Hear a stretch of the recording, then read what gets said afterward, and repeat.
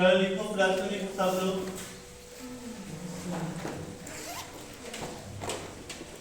लिखिए प्रश्न, करेक्टेड प्रश्न है, आपके इस वर्ष के पेपर में आ सकता है।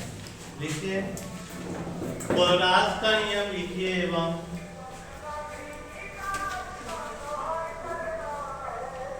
कोलराज का नियम लिखिए एवं इसके अनुप्रयोग बताइए।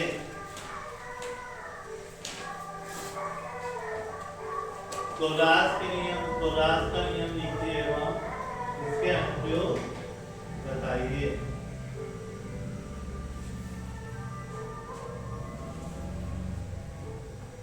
लिख लिया सभी ने? कोलराज का नियम लिखिए एवं इसके अनुप्रयोग बताइए। तो देखिए कोलराज का नियम,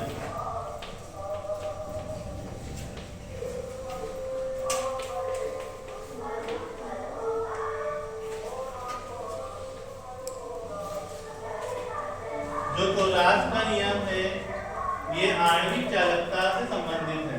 ठीक है, आणविक और तुल्यांकी दोनों चालकताओं से संबंधित है। तो हमारा जो सिलेबस है उस सिलेबस में आणविक चालकता की बात की है।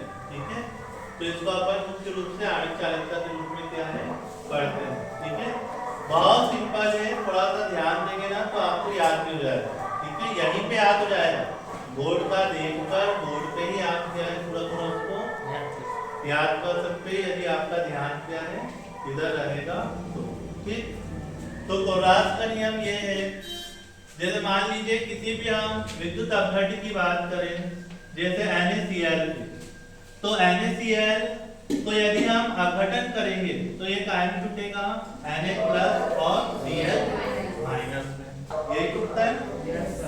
तो यही है चालकता, यही है नियम भी कि कोई भी एक विद्युत अपघट्य है, जैसे हमने NaCl ले लिया, तो हम इस विद्युत अपघट्य की आणविक चालकता निकाल रहे हैं अनंत तनुता पर। किस पे निकाल रहे हैं? अनंत तनुता पर। ठीक है, ये दिख रहा ना अनंत इनफिनिटी। तो इसी को हम पढ़ते हैं क्या कि अनंत तनुता पर किसी भी विद्युत अपघट्य की क्या निकाल रहे हैं हम? आणविक चालकता। आणविक चालकता के लिए हम क्या लगा देते हैं यहाँ पे? M। ठीक है, तो अनंत तनुता पर किसी विद्युत अपघट्य की आणविक चालकता, उसमें उपस्थित धनायन, जैसे यहाँ धनायन क्या है? N। ठीक है, प्लस ऋणायन क्या है इसमें? तो ये ऋण लिख रहा हूं मैं। तो उसमें उपस्थित धनायन और ऋणायन की अनंत तनुता पर आयनिक चालकताओं के क्या दिख रहा है? ये धन को क्या बोलते हैं? योग बोलते हैं। उनके योग के बराबर होती है। यह है क्या? कोलराज का नियम।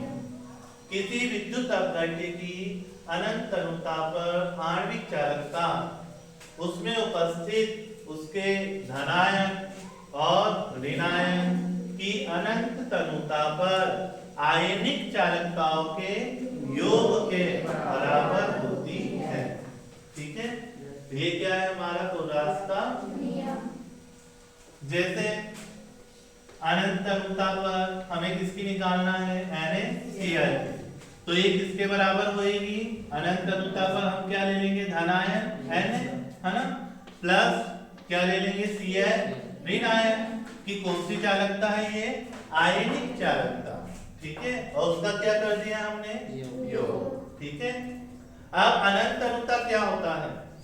तो अनंत तनुता जब हम किसी विद्युत अपघट्य को जलीय विलयन में घोल रहे हैं, ठीक है, तो जब उसके समस्त अवयव क्या हो चुके हैं? अपघटित हो चुके हैं। अपघटित मतलब पूरा विद्युत अपघट्य क्या हो चुका है? घुल चुका है। और उसके अवयवों के मध्य का अंतर आयनिक आकर्षण बल भी क्या हो चुका है? नगण्य हो चुका है। क्या हो चुका है? नगण्य। उस कंडीशन को हम बोलते हैं क्या? अनंत तनुता। ठीक है, तो आप इसको है ना दो प्रकार से लिख सकते हैं नियम को। आप ऐसा एक नियम लिख सकते हैं अनंत तनुता पर, तो अनंत तनुता को बता दो।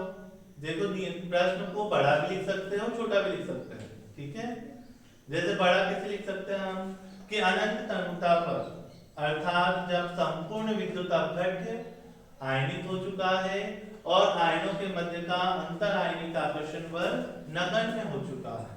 ठीक है, उस समय किसी विद्युत अपघट्य की आणविक चालकता उसमें उपस्थित धनायन और ऋणायन की अनंत तनुता पर आयनिक, शब्द क्या बोल रहा हूं मैं, आयनिक चालकताओं के योग के बराबर होती है। ऐसा कठिन लग रहा है तो सिंपल सिंपल लिख सकते हैं। कैसे सिंपल, कि अनंत तनुता पर किसी विद्युत अपघट्य की आणविक चालकता उसमें उपस्थित धनायन और ऋणायन की अनंत तनुता पर आयनिक चालकताओं के योग के बराबर होती है। ऐसा सिंपल भी लिख सकते हैं। थोड़ा सा बड़ा करना है तो अनंत तनुता क्या होता है उसको लिख दो, है ना। जैसे मैंने अभी बताया कि अनंत तनुता पर अर्थात जब संपूर्ण विद्युत अपघट्य आयनिक हो चुका है और आयनों के मध्य का अंतर आयनिक आकर्षण बल नगण्य हो चुका है, उस समय किसी विद्युत अपघट्य की आणविक चालकता उसमें उपस्थित धनायन और ऋणायन की अनंत तनुता पर आयनिक चालकताओं के योग के बराबर होती है। आगे समझ में हो जाएगा यार? बोलो जरा मेरे साथ, रिपीट करो, क्या बोला है? अनंत तनुता पर, क्या बोलेंगे हम? अनंत तनुता पर किसी विद्युत अपघट्य की आणविक चालकता उसमें उपस्थित धनायन और ऋणायन की अनंत तनुता पर आयनिक चालकताओं के योग के बराबर होती है। रहेगा ना यार? फिर से एक बार रिपीट करो जरा। अनंत तनुता पर किसी विद्युत अपघट्य की आणविक चालकता उसमें उपस्थित धनायन और ऋणायन की अनंत तनुता पर आयनिक चालकताओं के योग के बराबर होती है। ये किसका नियम है? कोलरास का नियम है। आगे समझ में लिख चलो इसको, उस कर दो उसको।